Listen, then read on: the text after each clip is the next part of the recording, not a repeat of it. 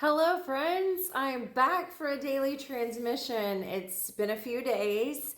I have been working, and then celebrating with my family. You probably have seen some of those videos, but it gave me some time to really think about and really process and really channel something that was coming through. So I'm excited to share today with you.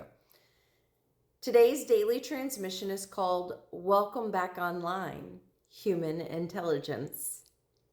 At this point, if you're afraid of intelligence, that's not a technology problem. That's a self-esteem problem. And I'm serious about that. Artificial intelligence isn't suddenly going to make humans obsolete, but it is exposing how many of us stopped using our brains.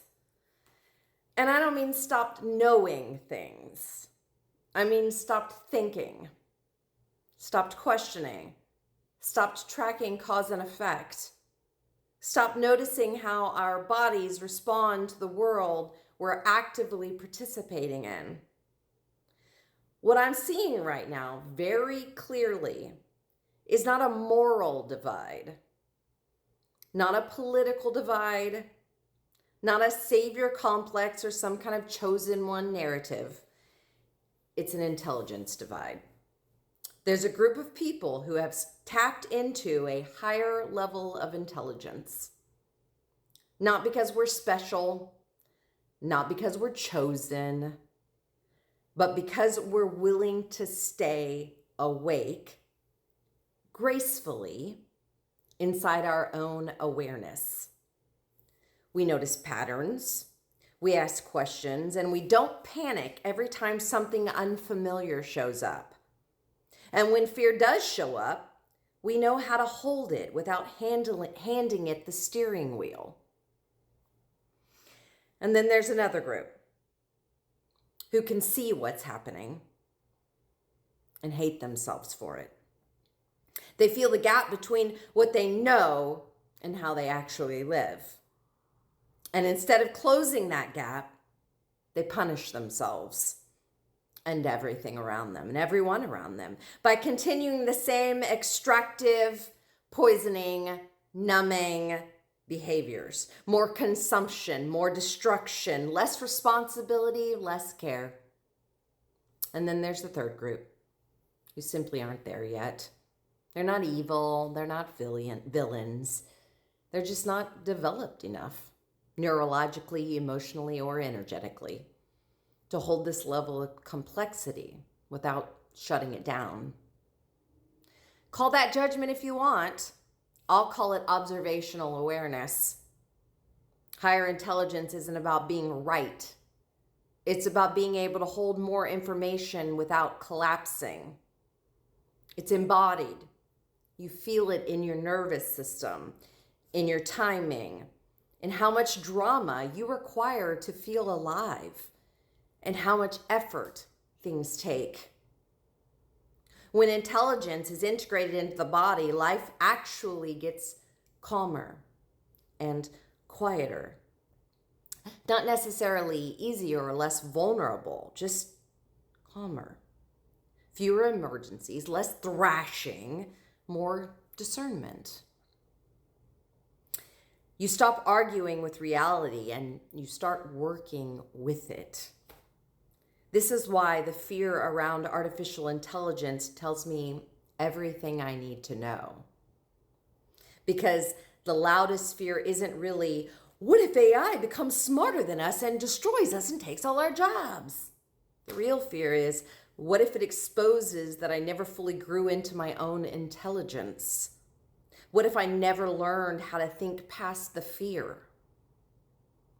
AI is only as intelligent as the data it has access to. But humans are as intelligent as the highest mind ever was and is. We can question the data. We can ask, where did this come from?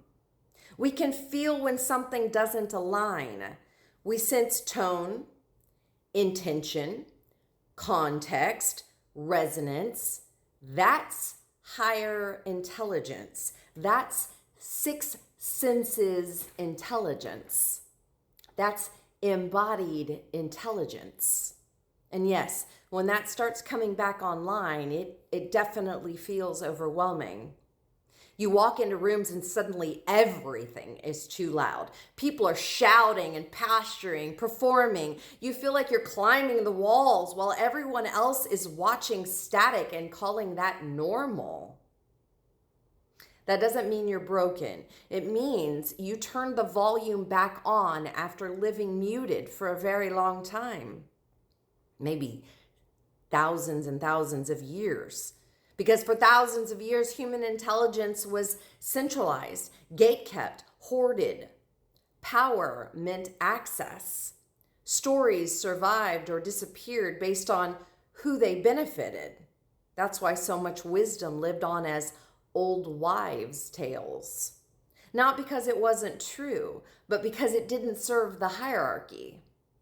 But now intelligence is decentralizing, not collapsing, redistributing, like mycelium, like ecosystems, like the body itself. There is no single controller, no central authority, no final knowing. There is awareness moving through a system, and that's why the control structures are panicking. Because intelligence that is embodied can't be dominated. It adapts, it questions, it chooses. This isn't the rise of artificial intelligence. It's the rise of human intelligence remembering itself. The future isn't about rejecting technology. It's about refusing to outsource your mind. Using tools without surrendering your agency, innovation without the hierarchy that you don't need, information without obedience, and power without extraction.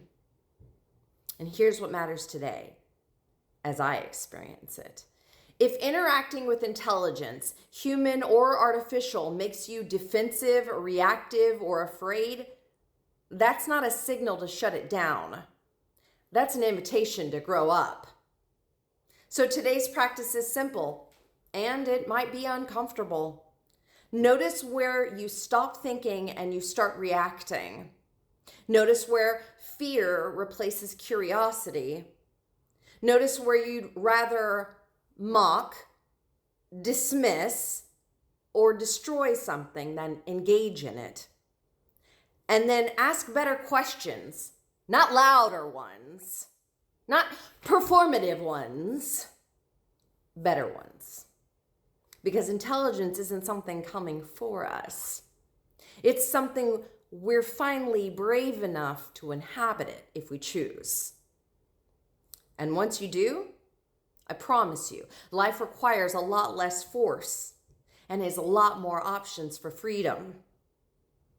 It's a lot less noisy, a lot more honest, and truly sovereign. And when you're there, I'll say this: welcome back online. Have a beautiful day. Have a wonderful rest of this year. And I'd love to hear your thoughts on this one. How are you feeling? Which category are you putting yourself in these days? See you soon. Bye, friends.